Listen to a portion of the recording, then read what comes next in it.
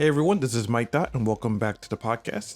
Today I'm here with my bro Afromania. How you doing? I'm doing good, man. How about yourself today? I'm doing all right. We got a couple of things we want to talk about today. More specifically, we want to talk about an update to Pokemon Go that a lot of people have been up in arms about. We also want to talk about some issues regarding Embracer Group and how they are splitting up their company into 3 different entertainment divisions. Along with another topic that Afromania brought up. What was that? That would be how the ESA isn't really helping out in terms of preservation in games, and how there's a couple of ideas that want to be brought, and ESA has kind of not said no to pretty much all of them. Yeah, very much so. Okay, so starting off with the first topic that we want to go through, it's the whole controversy with Pokemon Go. Niantic, the company that developed Pokemon Go, made some sweeping changes to the game, and the visuals of the characters that you can play as and you can customize it didn't go very well. Okay, everybody's up in arms about these avatar changes. Everybody's been overly complaining about them, and the thing is that these changes were actually they were coming, they were teased like a month in advance, as they did like a soft launch in other regions with these character model changes. Basically, they've done away with the whole option to choose like male and female with your character creation. And basically, when you start the game, you choose between a bunch of like preset characters with different like looks and whatnot. And overall, with the customization, they made the characters look well, how to say? Well, I'm just gonna straight up say it. Compared to this is what the audience is saying. The people who play Pokemon Go are saying is that the characters look way too ugly now. Like especially the female characters, they took away the characters' hips and they look neutral. Yeah, almost like gender neutral. Pretty much. Let's call it down for what that is. Exactly, androgynous look. And yeah, like a lot of people are not happy about that. And and I'm looking at that and I'm not happy about it too, as someone who used to play Pokemon Go. This is seeing the changes to what they did to the characters makes me want to not return to the game after being away from it for so long. And a lot of people who are playing the game are now threatening to quit the game, and it's pretty understandable when you put so much time, effort, and money into customizing your avatar to look a certain way, only for them to retroactively change the avatar into a way that you didn't agree to.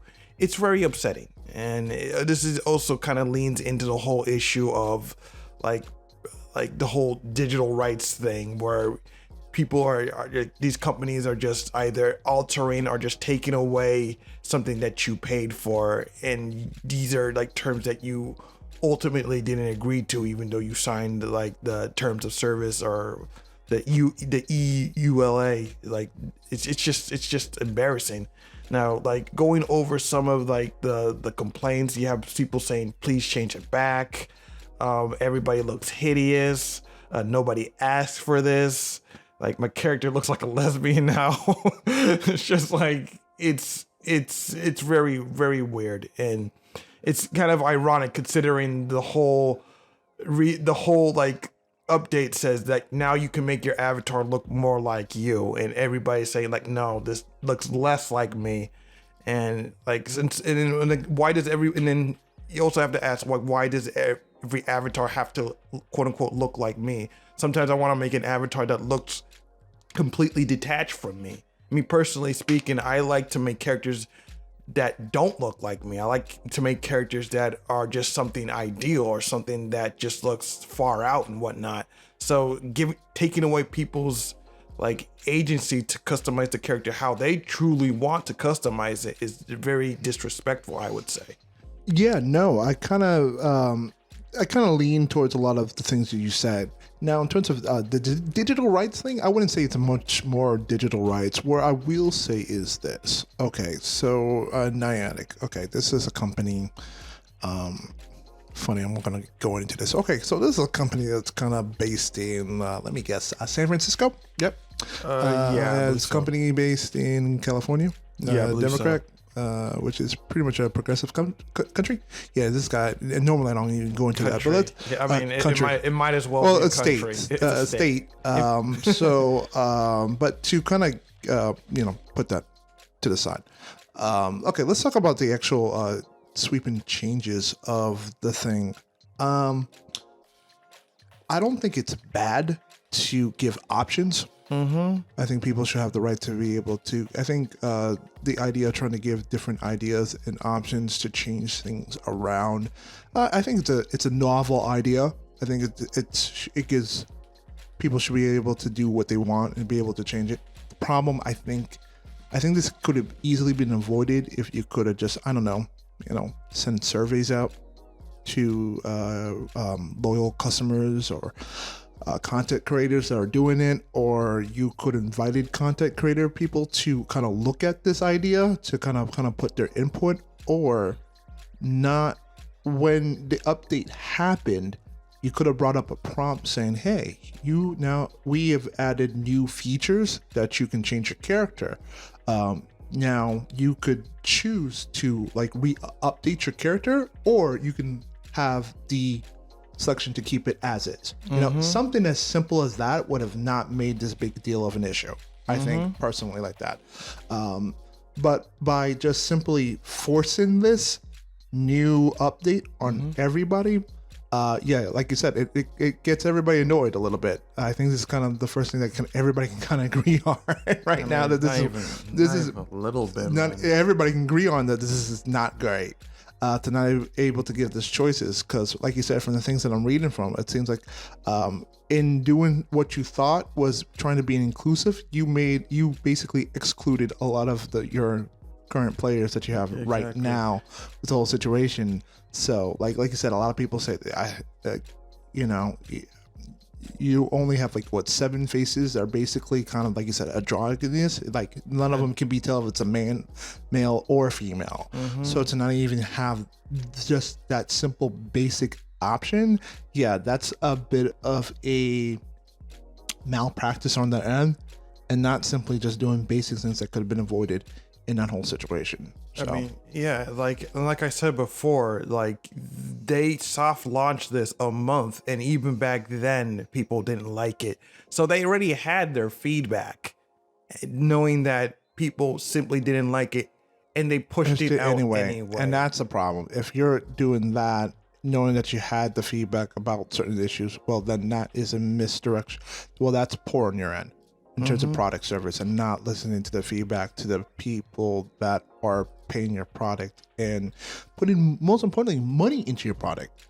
And I know there's probably a ton of research that was done where this is not just like America, but this is just all around the world, that you're putting these sweeping changes without, like you said, knowing that there were issues with that, and you still did it anyway.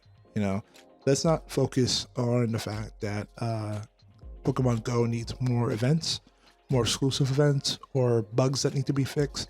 That way, fans can go into traffic trying to capture the Rattata or something like that. But other than that, it was just not the right moment to. Again, it's just simple things like that could have been avoided. And I think this is totally L. Now, that being said, Nyack did go on Twitter and basically said, "Oh, we're now listening to the changes that are happening, and we are gonna work. We're gonna work right next with the content creators and fans to get this problem fixed out." Talk about PR. Trying to do PR control right now after a sweeping change of everybody said that we didn't want this to begin with. Yeah, that is 100% damage control if I ever saw it. If you guys actually cared about listening to community, you would have been on the forums, you would have been on Reddit, you would have been on Twitter, you would have seen the feedback, but you guys ignored it, and now you guys just want to try to act like you care, but you guys don't care, and it's just sad. Again, just send out you could have invited people over. You could have invited some members of the community over. Like you said, along with that, or just send a survey, or maybe create a small server to invite a couple of the few to try out the features to get everything ironed out before you made this a wide change.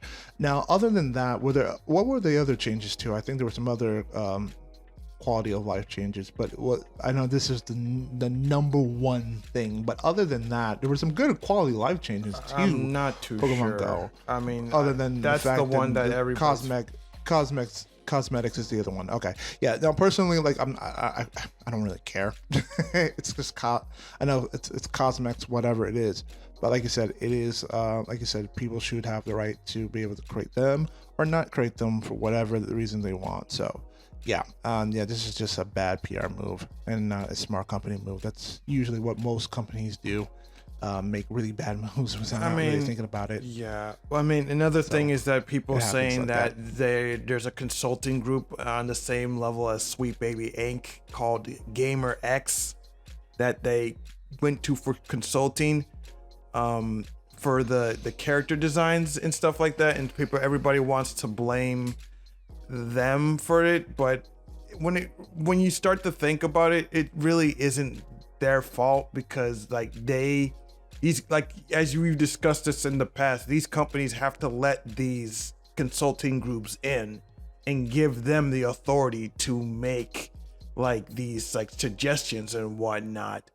So, and it's just like, you just gotta take a suggestion. Yeah, they come in to take suggestions here on out, and like you said, 9 out of 10, the reason why these companies can bring it in case like crap like this happens, then they can blame, oh well, we hired this consultant group because of blah blah blah blah blah, because of geopolitical garbage that's happening right now, blah blah blah. But this is you didn't even really need a consultant group for this. You could have just gone to your loyal fans. Your fans could have told you what they wanted. And you probably would have saved a lot more money in the process. Exactly. I mean, which is also another blunder in the company scale. Like Niantic, Nintendo, Pokemon Company, Game Freak, because I know it's a whole mess when it comes to the property rights for Pokemon, but honestly, every single one of them are just as guilty for these changes, because somebody at the top down has to sign off on all of this. So in the end of the day, like, all these companies need to be held accountable for this sweeping change. Yeah. Now, in terms of how this affects Pokemon Go, I mean, Pokemon. I don't think it's gonna kill Pokemon Go because of these changes. I think, I think this is something that can probably get changed around. I don't know how pretty quick, but like you said, it was the amount of backlash that's happening was these changes. I think this is something that Niantic will now greatly pay attention to moving forward, and hopefully get changed pretty soon. So I mean, I personally think they're going to force this. I mean, I honestly think they had every intention, they had all the power and like time in the world to change it back again. They gave everybody. When did this come out? Like a week ago. This update came a week ago, and there was a soft launch a month ago in like specific regions for this update. And images were already coming out. Yeah, images were changing. People knew this was coming out. They already gave their feedback. Already gave the feedback. They didn't do the feedback, and they decided to push and launch it anyway. Yeah. Well, either someone there is completely tone deaf, or this was completely intentional. It's just. Yeah. I mean. Yeah. It's just frustrating. Well, I mean, either way, if they start losing losing a user money base based on this, well, then they'll have no choice because they're losing money. And right now, you don't want to be in a position of losing money, and then we have to make a crappy decision that we have to lay off people because we were just stupid at the top when we just, again, simply could have just listened to the data that was given earlier, and we could have saved ourselves from making this kind of mess. Very much so. Well, speaking of unsustainable, there was a different article that was actually posted about that was talking about how the $70 game model might be going the way of the dodo bird. Yeah, very much so. So Saber Interactive CEO Matthew Karch believes that $70 games is going to be a thing of the past, and yeah, developers are just having to deal with more costs, higher required revenue just to make these games profitable, and like the AA market is just unsustainable. IGN, there was an article on IGN discussing this, saying that people are going to be focusing more on indie is definitely going to be the future, just along with AA gaming like Helldivers. And yeah, he's like, Matthew Karch cites Helldivers as the perfect example of a quote unquote middle market, saying that something that they would like to emulate. Personally speaking, I do hope that indie doesn't become the new AAA if that's what they're have their sights on now, because like the whole appeal of indie and AAA gaming is that they're like cheaper, like more controlled experiences made by developers who are more passionate. The same thing was AA. It's being games like Helldivers 2 or RoboCop Rogue City being made by passionate teams. And while it doesn't have the glitz and glamour of AAA gaming, you can feel the love and the care that's been put into these games. So if the AAA industry ends up trying to go after that market, I feel it's going just to become the new AAA, which is what a lot of people and me personally don't want to see. I mean, you can't really avoid that if that's going to be the whole situation. Like you said, something has to fill the void in terms of having these big budget games.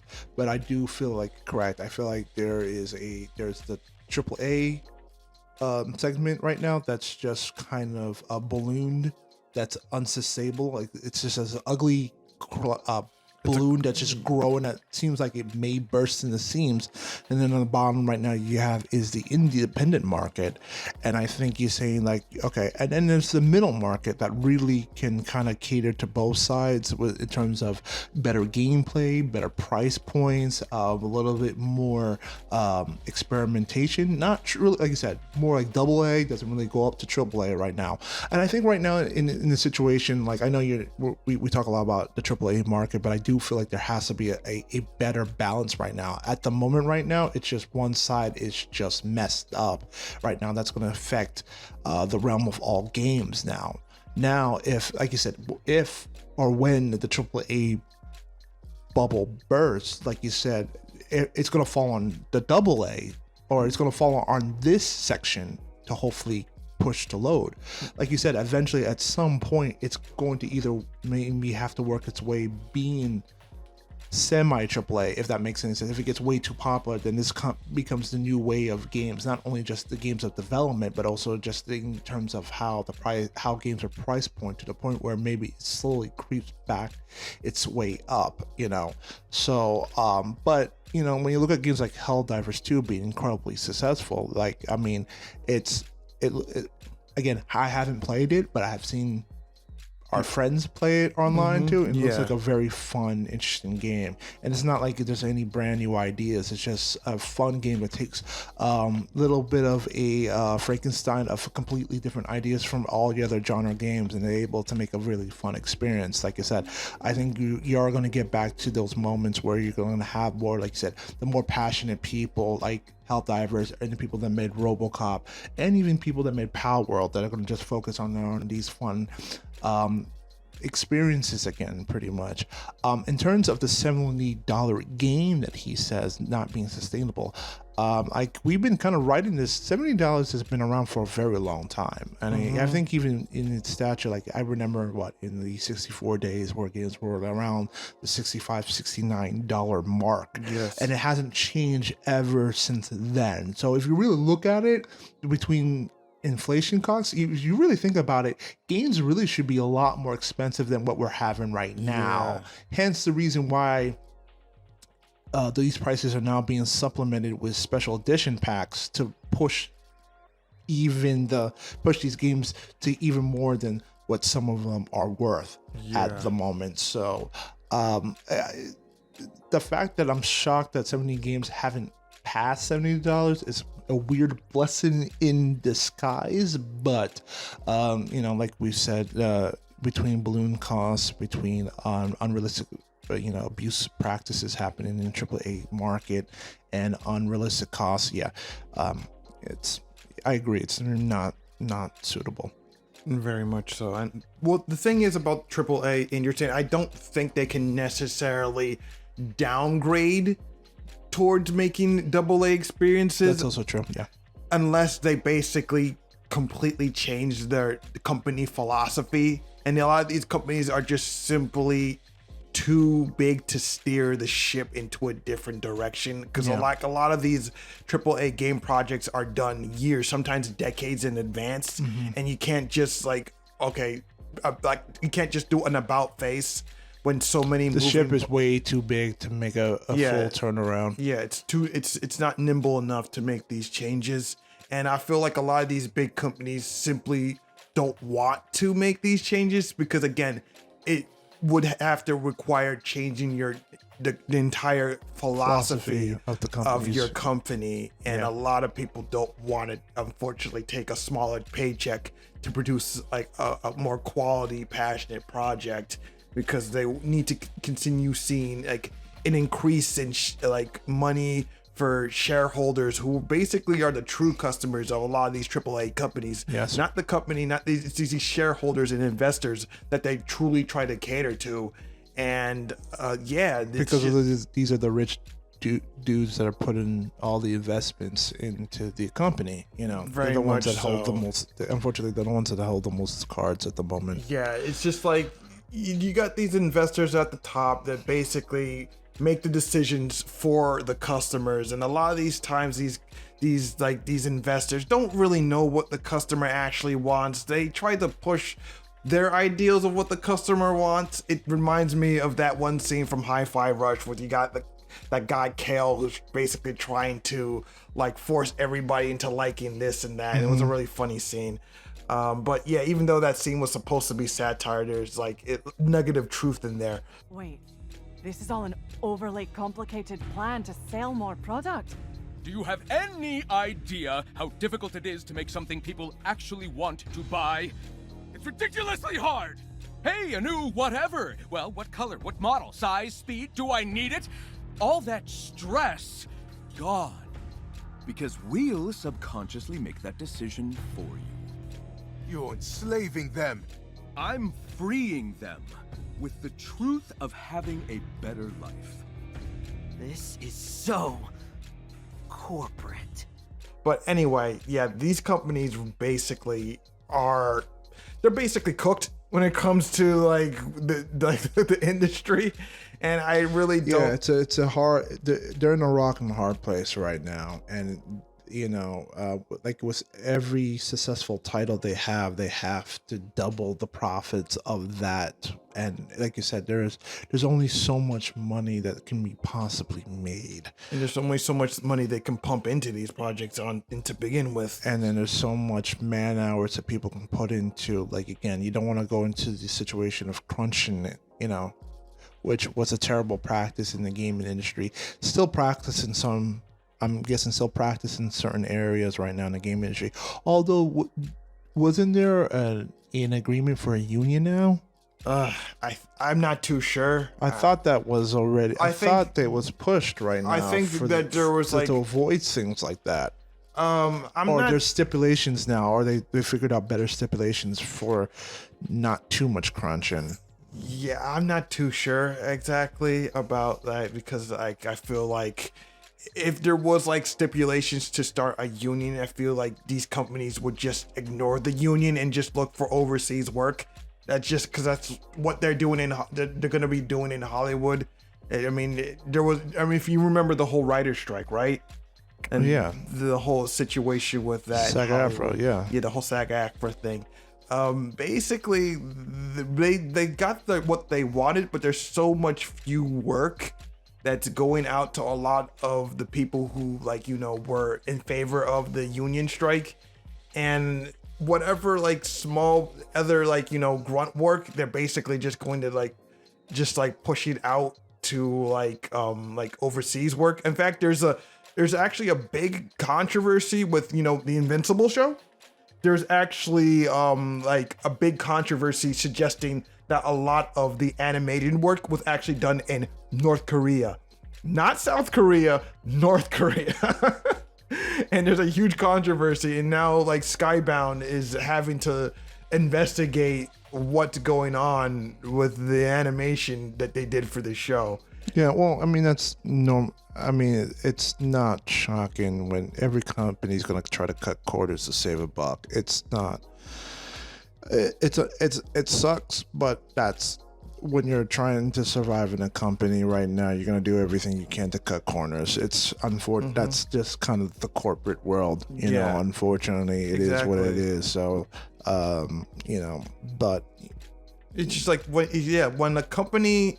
That's when I learned, when a company learns a way of saving money, they absolutely never go back on it, period. Even if they're like in the green, even if like the economy is good, no matter what happens. Well, that's the whole reason, though, because they were making just as much as money when things were good, and so they're gonna, like you said, you're gonna stick to it even when things are bad. If not, if not, like you said, if it's making money when they're already coming back, they're gonna, like you said, they'll stick to it. And if it's not, and if when things are going bad, well, they're gonna even find more things to save their same profits.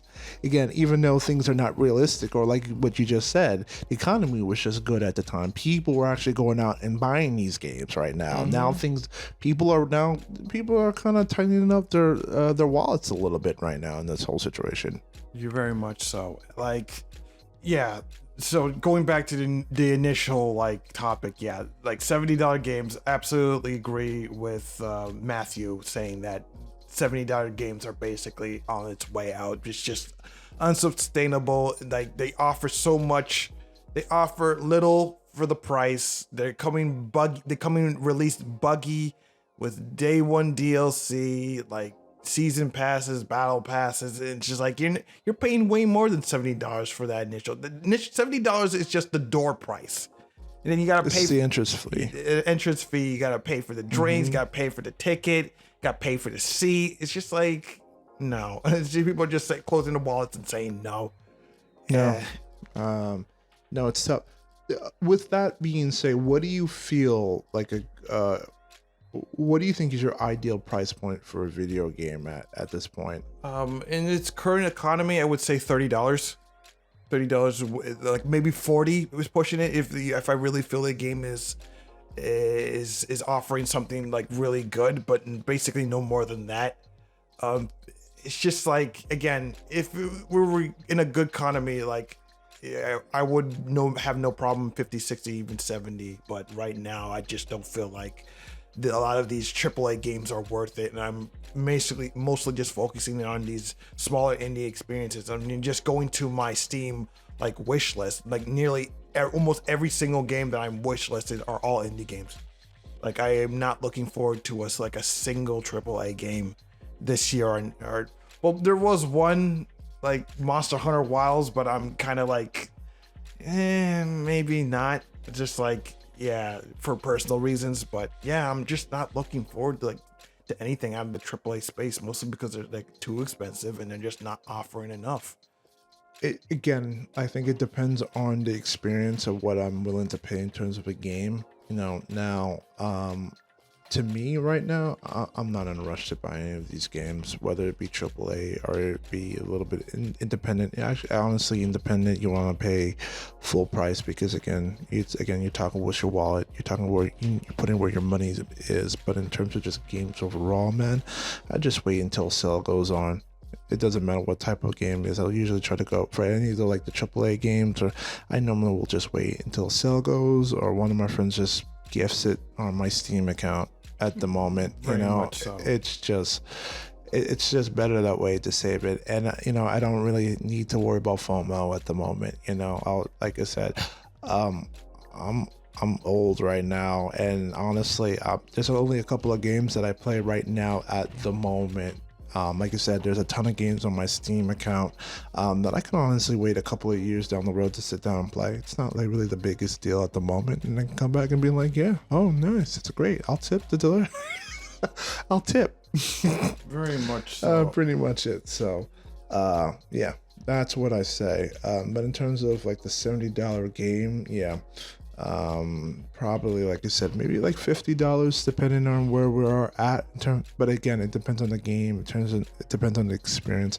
As long as the experience is good, I'll pay what needs to be paid though. But yeah, $70 right now isn't really suitable or sustainable. Yeah, very much so.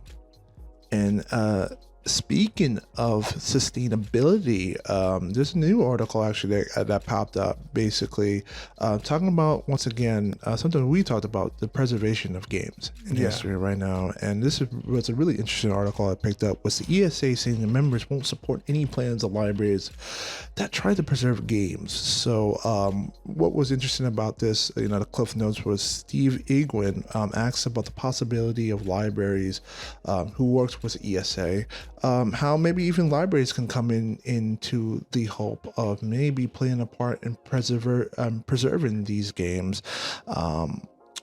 And just to kind of do a little bit of some background noise, in 2023, the Video Game History Foundation revealed that 87% of games released pre-2010 were currently not being preserved at the moment. So right now, only 13% of that is currently available in the market. That's starting all the way, think about that, that's starting all the way from 1975 all the way up to 2010, where there's only a short case of games that are not being preserved at the moment right now. And even though, and to just kind of throw out some even interesting stats, I went a little bit digging, like between 1975 and 1979, only like a 0.89%.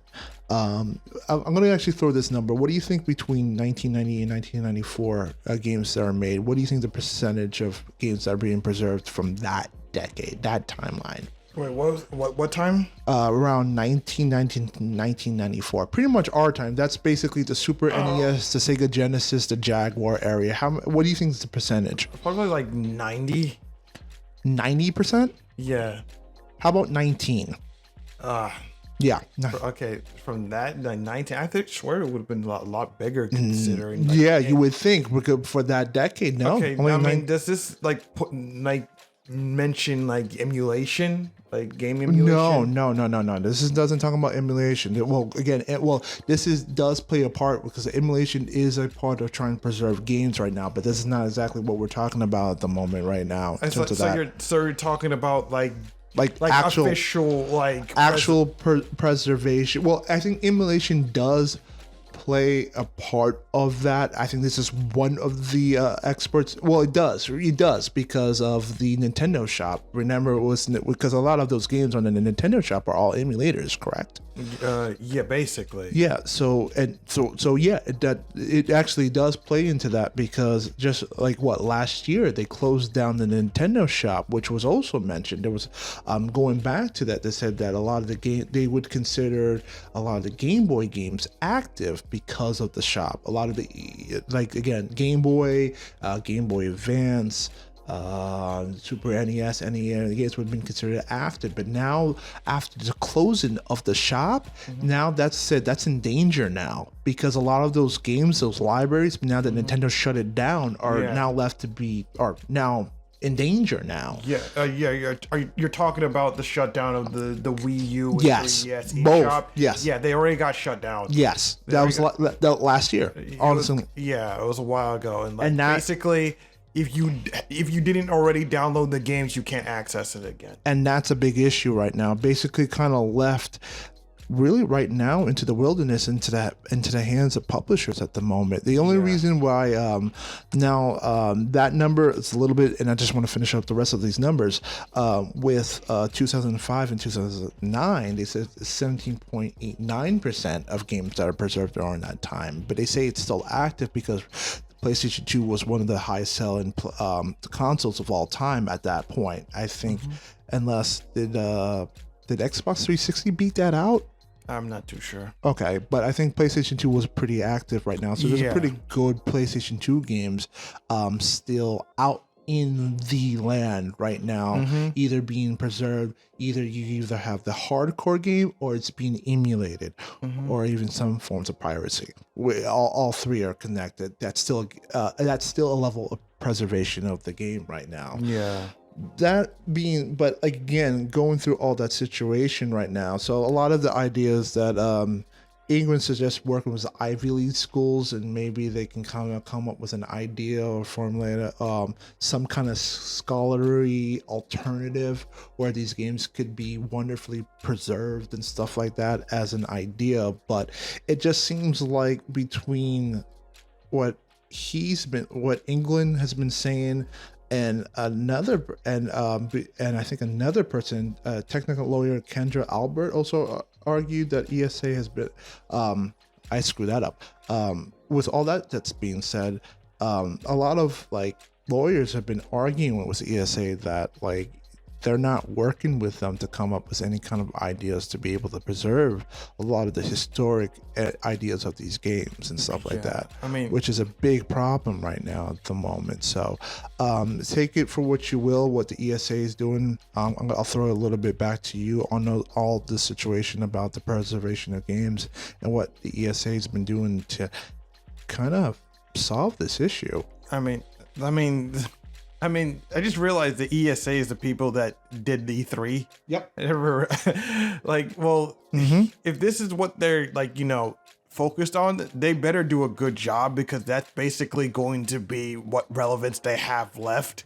And if they screw this up, like nobody's gonna miss you if you go. Yeah. Like, so you guys better focus hard on preserving these games, because this would be a good legacy to go out on, if nothing else. One personally. would think, right? Yeah. But again, it seems like the ESA is not really moving fast enough in trying to preserve a lot of these games, because a lot of these games are being lost as we speak, even as we record this podcast at the moment. And the fact that they're kind of allowing the publishers to kind of handle it right now, which I think is as we're kind of learning between companies like Nintendo and Sony and Microsoft right now, I can't say they're not doing a great job of preserving these games.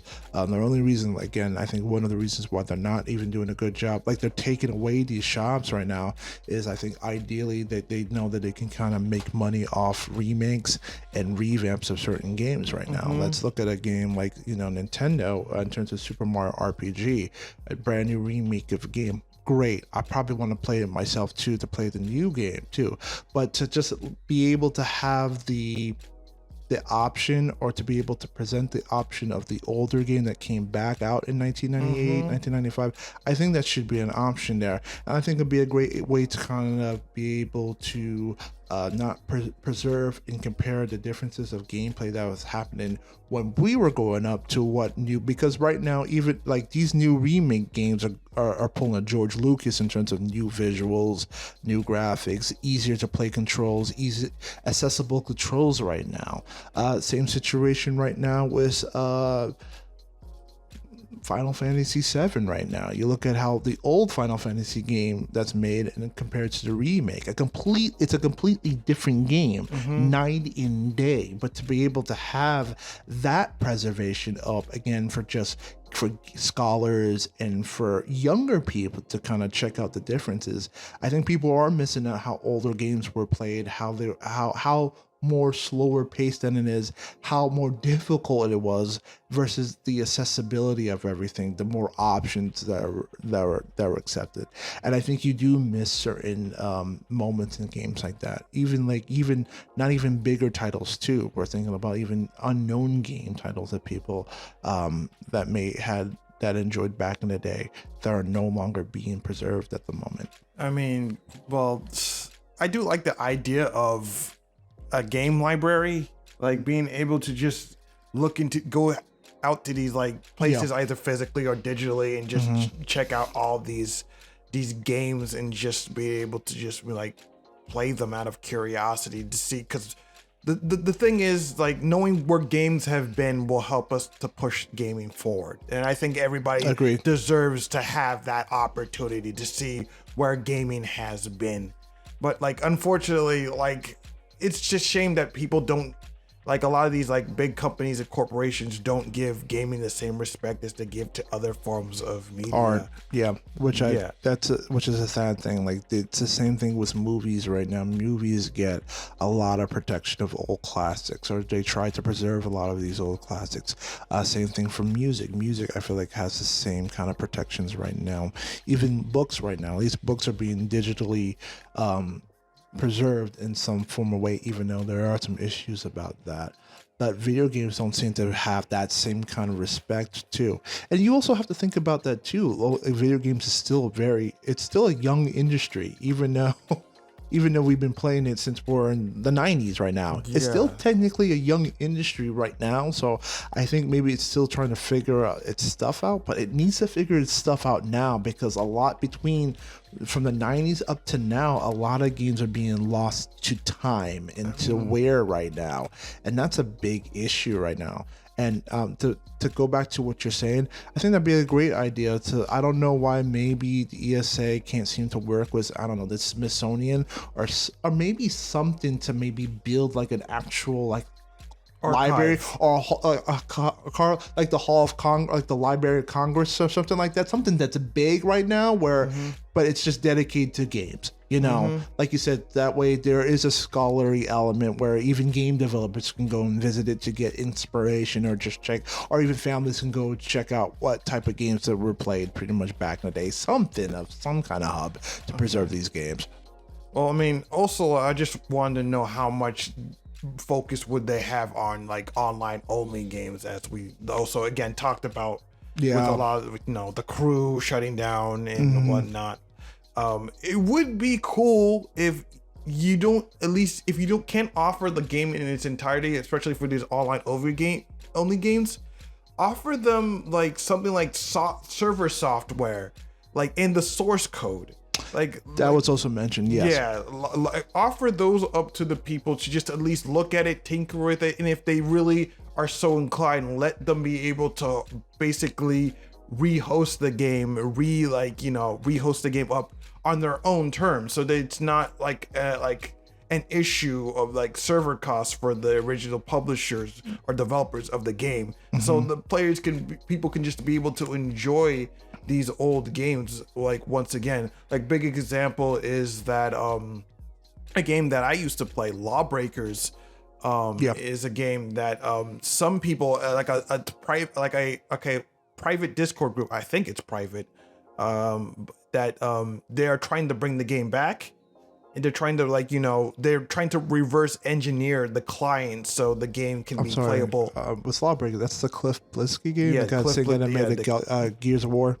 The Gears of War, Jazz Jackrabbit, Unreal Tournament, that Cliff Bleszinski, even though I have my issues with Cliffy B, he did make a very good game, and I did enjoy it and love it.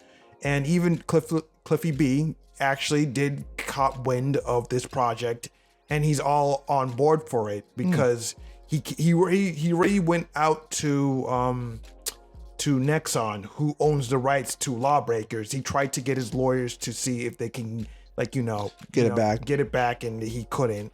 So this is the next best thing, and so Cliffy is completely on board. And I'm completely in support of the game coming back in some form or fashion, because it was a really fun game, and the fact that you can't play it anymore is kind of disheartening. I think it is disheartening though, but in order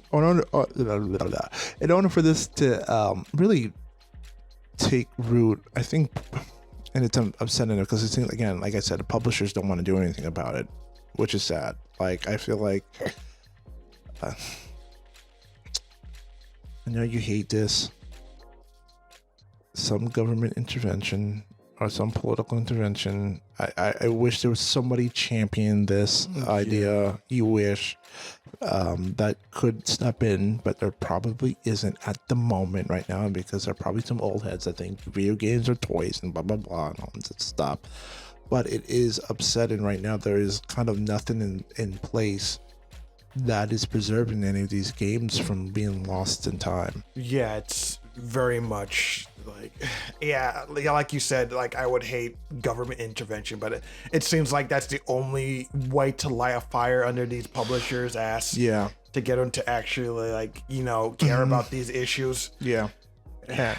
In terms of that, what do you feel about like public libraries trying to fill in the fold right now? Do you think that's even possible right now? I mean, I that would be great. It would definitely give me a reason to go to a public library again, but I don't think they would want to take in such like a burden, because then we have a lot of you got a lot of kids out here coming here to play these old video games instead of to actually read the books, which is what the library was originally intended for. Like, I mean, it would be cool if they had, like, you know, catering to both of these things, but again, like you said, a lot of these old heads see gaming as nothing more than a toy, so I don't think they would accept this kind of thing. And I don't know if they have the correct infrastructure to be able to host something like that, even if they wanted to begin with right now. But I think they need to work with something like the Library of Congress or something or like the Smithsonian or something like of a big entity that